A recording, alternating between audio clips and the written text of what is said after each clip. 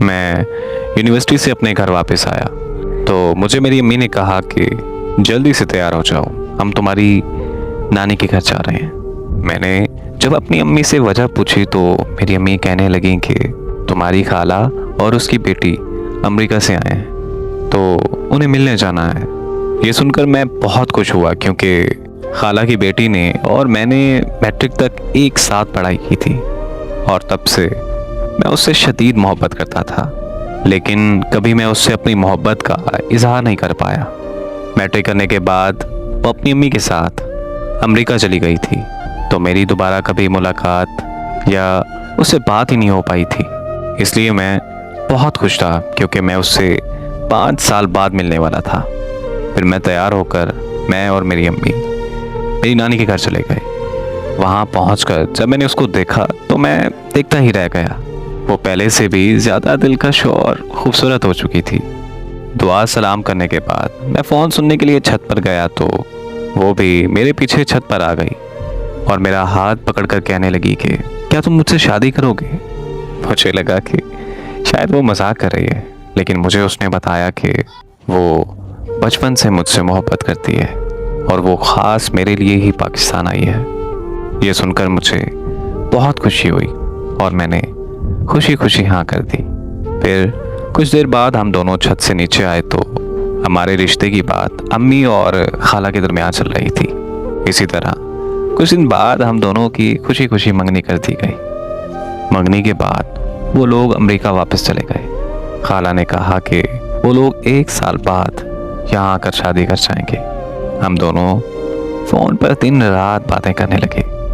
ऐसे ही बात करते करते 1 साल गुजर गया और वो 1 साल बाद वो वापस पाकिस्तान आए तो किसी बात पर अम्मी और खाला की लड़ाई हो गई। मेरी खाला ने रिश्ते से साफ इनकार कर दिया कि वो अपनी बेटी की शादी मुझसे नहीं करवाएंगी और वो सब वापस अमेरिका चले गए। मेरे सारे ख्वाब टूटकर चकनाचूर हो चुके थे। अमेरिका जाकर उसने मुझे कॉल की और वो रोने लग गई। मैंने उसे दिलासा दिया कि सब ठीक हो जाएगा, तुम फिक्र मत करो। और फिर हम दोनों अम्मी और खाला की सुलह होने का इंतज़ार करने लगे। पूरा 1 साल ऐसे ही गुजर गया, लेकिन अम्मी और खाला की सुलह नहीं हुई।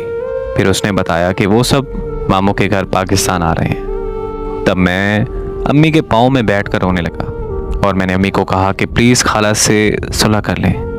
अम्मी ने मुझसे वादा किया कि वो खाला से सुलह कर लेंगी। मैं बहुत खुश हुआ और उनके पाकिस्तान आने का इंतज़ार करने लगा। जैसे ही वो लोग पाकिस्तान आए तो मुझे पता चला कि उसकी शादी मेरे मामू के बेटे से होने जा रही है। ये सुनते ही मेरे पैरों तले ज़मीन निकल गई। मैंने उसको कॉल की तो उसका नंबर बंद जा रहा था। अम्मी के लाख मना करने के बावजूद भी मैं मामू के घर चला गया। वहाँ मैंने मामू की मिन्नतें की और अपनी खाला के पाँव में बैठ गया। लेकिन मेरा दर्द, मेरी तकलीफ़ किसी ने नहीं समझी, बल्कि मेरे मामू ने मुझे धक्के मार के अपने घर से निकाल दिया। मेरी कज़न वहीं मौजूद थी। वो सब कुछ अपनी आंखों के सामने होता हुआ देख रही थी, लेकिन वो बिल्कुल खामोश खड़ी थी। और फिर 2 दिन बाद उसकी शादी हो गई।